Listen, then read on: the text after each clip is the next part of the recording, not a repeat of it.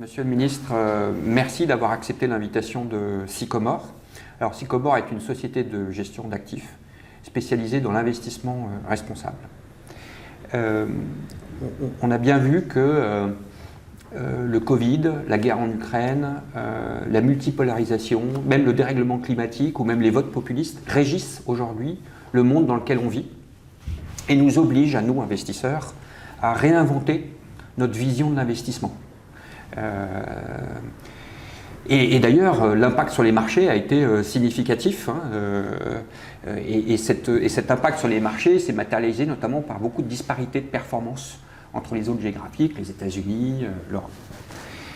Moi, j'ai une question assez générale. Est-ce que vous pensez qu'on est rentré en guerre froide quand on regarde le conflit, la guerre en Ukraine et plus globalement?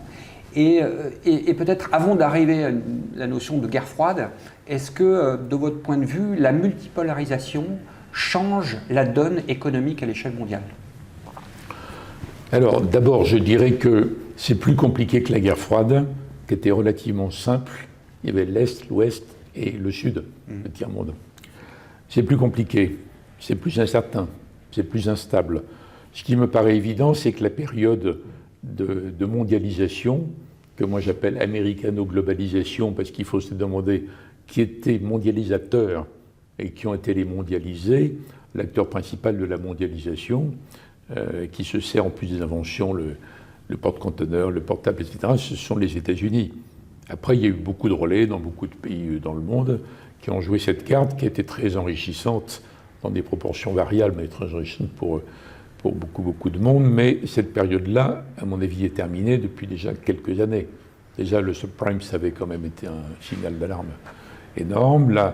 Le changement de ton de la Chine à partir de Xi Jinping a été différent. Donc on peut dire que la mondialisation ne va pas s'arrêter, c'est même technologiquement, techniquement impossible, en dehors du fait que ce n'est pas souhaitable, mais ça sera très différent. On est déjà dans cette phase différente. Les décideurs financiers le savent en fait. Mais donc pas d'arrêt, pas de découplage complet, ça n'existe pas, c'est pas possible, on est trop interdépendants, mais fragmentation. Alors est-ce que cette fragmentation révèle une sorte de nouveau système multipolaire? Il faut faire attention aux termes, parce qu'on l'a employé beaucoup en France. Jacques Chirac aimait beaucoup la formule, notamment parce qu'elle énervait beaucoup les Américains, qui se voyaient au-dessus du monde multipolaire, alors que nous, on les voyait comme un élément du truc. C'est vrai, mais c'est trompeur, parce que ça paraît stable. Or, on n'est pas capable on n'est pas sûr des pôles.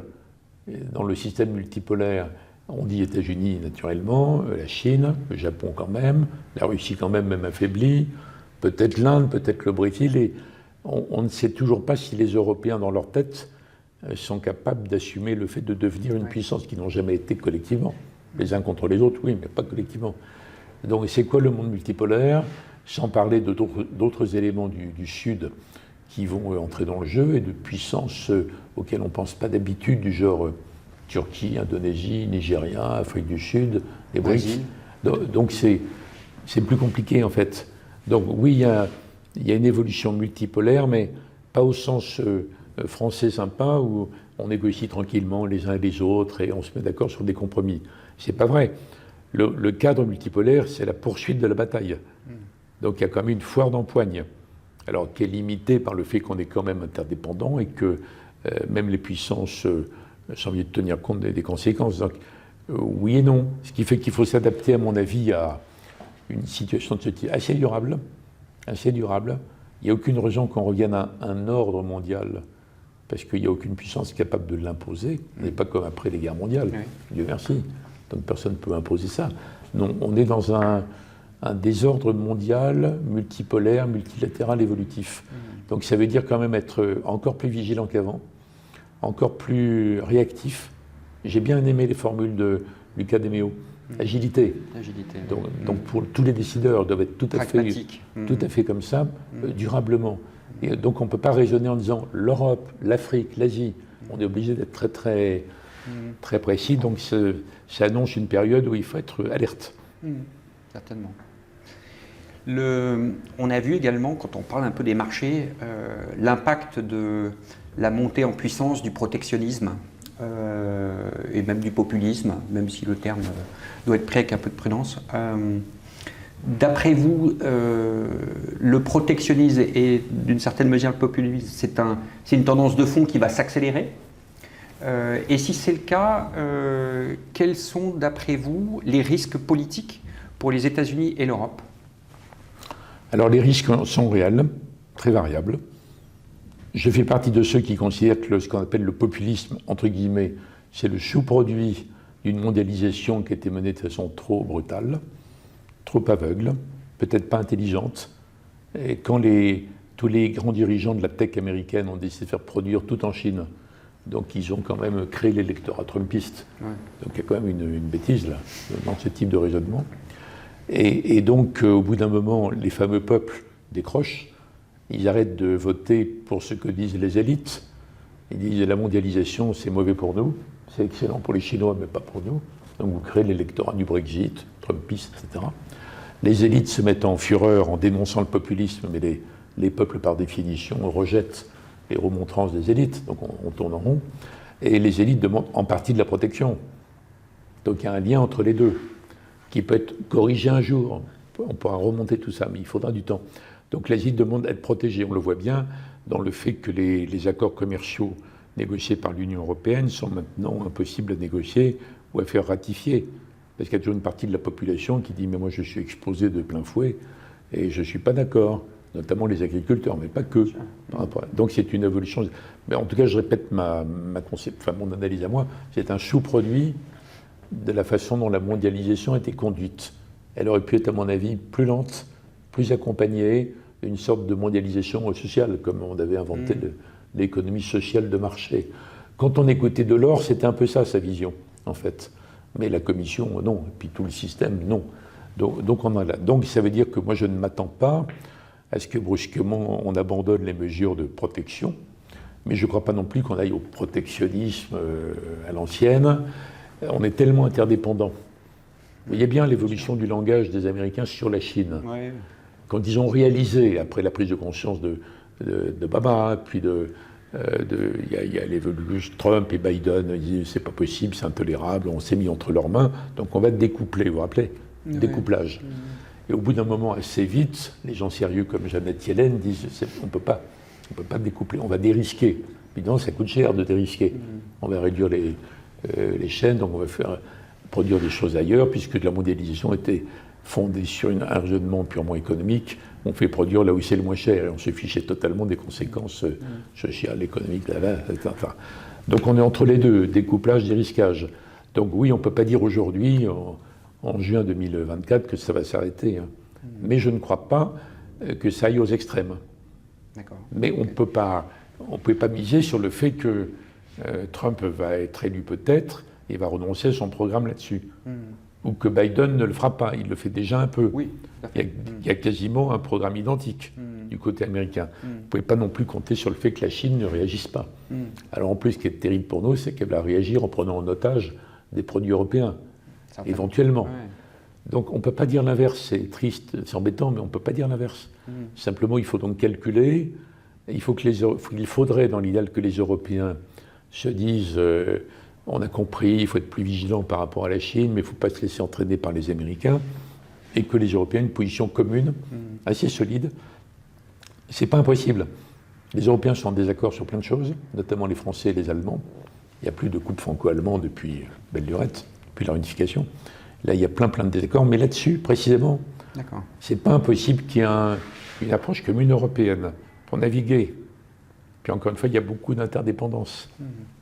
Donc aucune des puissances n'a intérêt à aller complètement au bout de son raisonnement. Il peut y avoir une forme de pragmatisme qui l'emporte sur ce dossier-là en particulier. On peut espérer. Pas sur l'armement, mais en tout cas sur... Non, la question militaire, l'armement, c'est complètement différent comme sujet. D'accord. Très bien. Eh bien, écoutez, merci beaucoup pour cet échange. Si vous permettez, je voudrais ajouter un mot sur l'écologie. Je vous en prie. Parce que on en a parlé là, et moi je suis très convaincu depuis très longtemps qu'il y a une vraie grande menace, le compte à rebours écologique, climat et biodiversité. Or, je crois qu'on va dépasser progressivement la phase primitive où on oppose bêtement l'écologie et l'économie, qu'il y a vraiment des batailles intermédiaires terribles. comme les agriculteurs en Europe qui s'opposent au pacte vert, qui est une nécessité, parce on a rendu leur vie impossible pour d'autres raisons. Donc à un moment donné, on s'arrête, on rétropédale. Mais moi, je crois vraiment que dans l'avenir, on verra fusionner, converger, même fusionner l'économie au sens classique, y compris les investissements les plus astucieux, et l'écologisation. C'est pour ça que je parle d'écologisation, parce que c'est un processus. Et c'est normal qu'il y ait des controverses, mais il faut qu'elles portent sur le rythme et les modalités, et qu'on n'oppose pas bêtement les deux dimensions. Certainement. Alors, il se trouve que c'est vrai, pour atteindre nos objectifs, un peu le sentiment qu'il y a à la finance et il y a la politique, quand on parle d'écologie. Et dans la finance, on le voit à travers nos investissements, puisqu'on investit dans des solutions qui doivent gérer la transition énergétique. De plus en plus. De plus en plus, c'est notre cœur, une partie de notre activité. Alors nous, on est un peu une goutte d'eau par rapport à l'océan de la gestion d'actifs dans le monde, mais on a quand même, avec 7 milliards d'euros, on a quand même un certain impact. Mais voilà, cet effort, il est possible si d'une part, il y a une forme de coalition, de gens qui, voilà, comme nous, investissent dans les solutions, ou même dans la transition, mais il faut évidemment que la politique aille dans la même direction. Donc je vous rejoins assez sur cette idée qu'au bout d'un moment, écologie et politique doivent finalement converger. Oui, mais vous avez totalement raison, disons sur le long terme. Mais dans la pratique réelle quotidienne des démocraties, les gouvernements sont quand même affaiblis. Oui. Et il y a le risque énorme que nous ayons dans les démocraties, non plus des leaders, mais des followers, qui sont quand même sous la pression du sondage de la veille et des réseaux sociaux de ce matin. On a besoin de leaders, en fait. Mais donc il y a un rythme à trouver, et pour les politiques, il faut être indulgent et compréhensif. Moi, j'ai passé la moitié de ma vie dans le pouvoir, donc j'ai un réflexe un peu, on va dire, confraternel. Par rapport à ça, ils sont obligés d'arbitrer entre tous les éléments. Ils ne peuvent pas, comme une ONG ou une entreprise, une association ou une entreprise, avoir un objectif, et tout en même temps. Et donc ils sont obligés de convaincre les gens, ou de les calmer, ou de les canaliser, ou de les rassurer, ou ceci, cela.